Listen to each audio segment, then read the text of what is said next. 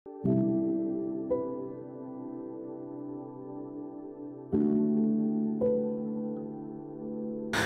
nama Bapa dan Putra dan Roh Kudus, amin. Bu Bapak, Saudari, Saudara yang terkasih, kaum muda, adik-adik, salam, bantul kasih, berkah dalam. Kembali kita berjumpa dalam renungan harian, hari ini Selasa, 2 Februari 2021. Kita akan mengambil dari Injil Lukas, bab 2, ayat 22 sampai 40.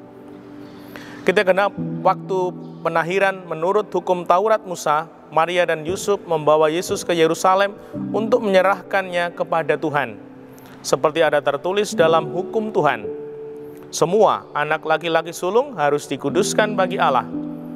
Juga mereka datang untuk mempersembahkan kurban menurut apa yang difirmankan dan hukum Tuhan, yaitu sepasang burung tekukur atau 2 ekor anak burung merpati. Waktu itu adalah di Yerusalem seorang bernama Simeon. Ia seorang yang benar dan saleh hidupnya, yang menantikan penghiburan bagi Israel.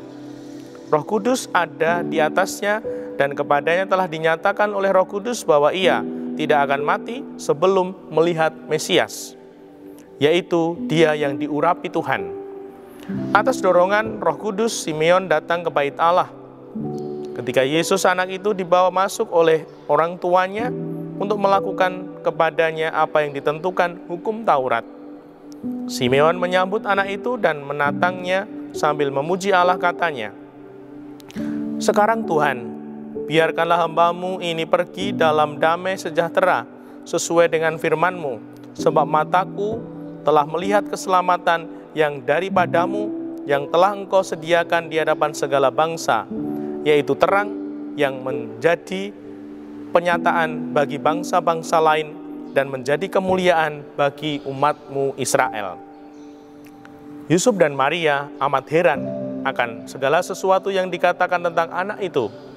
Lalu Simeon memberkati mereka dan berkata kepada Maria, ibu anak itu, "Sesungguhnya anak ini ditentukan untuk menjatuhkan atau membangkitkan banyak orang di Israel, dan untuk menjadi suatu tanda yang menimbulkan perbantahan, dan suatu pedang akan menembus jiwamu sendiri, supaya menjadi nyata pikiran hati banyak orang."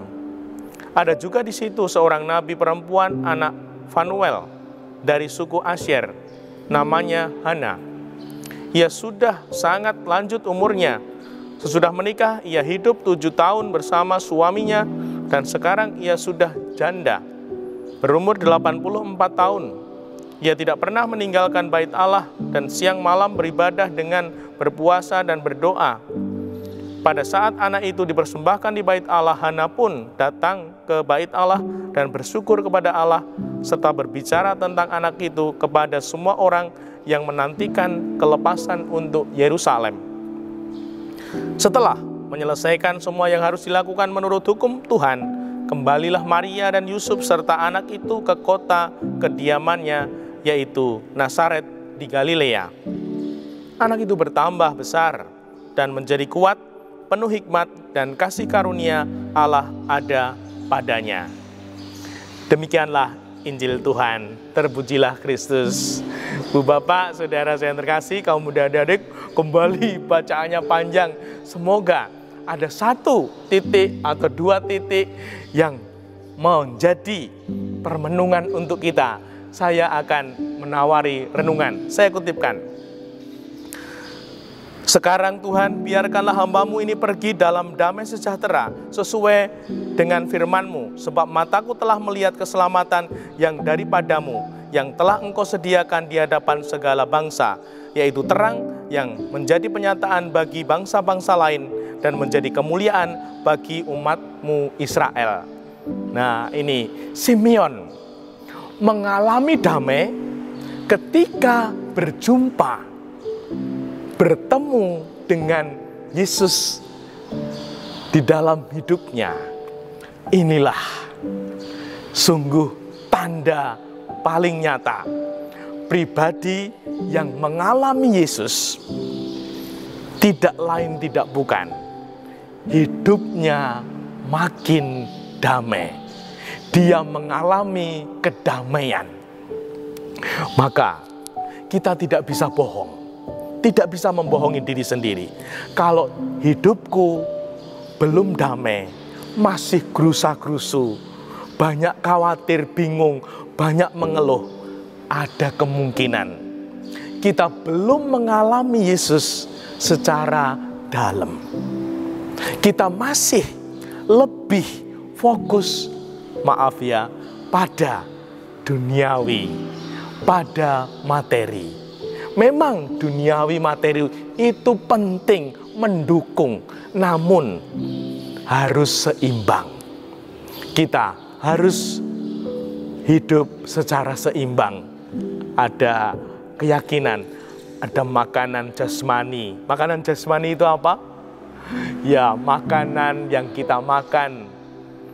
Makanan yang setiap hari, pagi, siang, sore, malam, dan juga kuliner. Makanan rohani itu berdoa, devosi, ziarah. Nah, makanan yang ketiga, makanan jiwa, itu kelegaan, keberhasilan. Nah, semoga hidup kita seimbang, sehingga sungguh kita mengalami